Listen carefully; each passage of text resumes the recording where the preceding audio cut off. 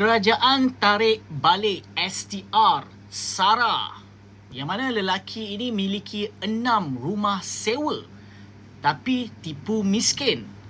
What's up guys, Assalamualaikum dan salam sejahtera kepada korang semua yang sudi betul saja sembang. Aku Faizwan. Keprihatinan kerajaan menunjukkan bagaimana mereka boleh siasat dan pastikan mereka yang betul-betul layak sahaja dapat manfaat STR Sara. Bukannya orang yang bukan declare diri masing-masing golongan miskin. Jom aku nak baca paparan berita harian pada 17 Januari. Jom. So, berita hari ini yang mana kerajaan tarik balik bantuan STR Sara memiliki 6 rumah sewa tapi tipu miskin.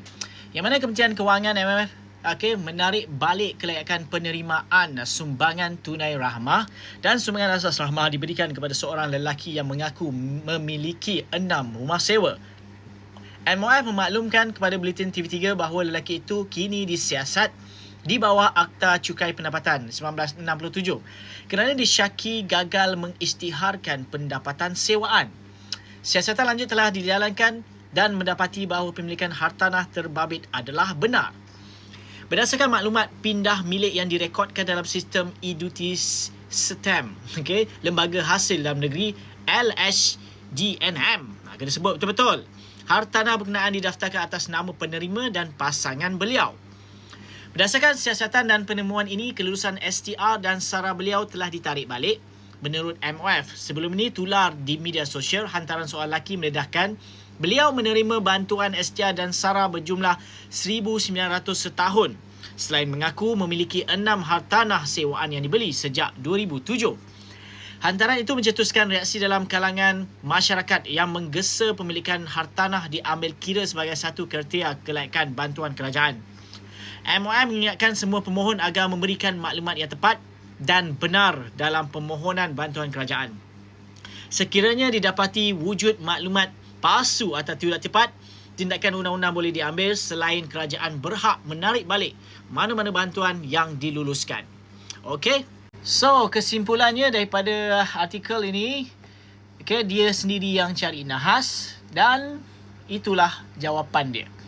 Kalau tak ada timbul orang kata statement ataupun posting beliau mengatakan aku ada 6 rumah sewa kan, tapi aku elak je dapat je STR, dapat je Sara. Kalau kau tak cakap macam tu, memang tak ada tindakan daripada pihak kementerian untuk nak lakukan siasatan. So sebab itulah tak perlu semua perkara kau nak perlu bercerita dekat media sosial. Melainkan saja sembang tak apalah, nak bercerita informasi kan. So apa kata korang dalam hal ni? Adakah korang ini salah seorang yang mungkin orang kaya kat sini, dapat STR, dapat Sara? Kena siasat ni. Aku pun kena siasat. Tengok komen ni, aku reply by video. Kalau ada sesiapa yang mungkin ada rumah besar ke, dapat STR, Sara kan. So itulah sekarang untuk pastikan mereka betul-betul layak sajalah yang dapat manfaat ini. Korang janganlah ambil kesempatan bagi mereka yang kat luar sana yang dah betul-betul berkemampuan setiap bulan cukup. Cakap setiap bulan cukup untuk menyara diri korang, dan orang kata tak perlulah nak dapat STR Sara. Bagi kepada orang yang betul-betul memerlukan. Jangan tamak. Orang tamak selalu rugi.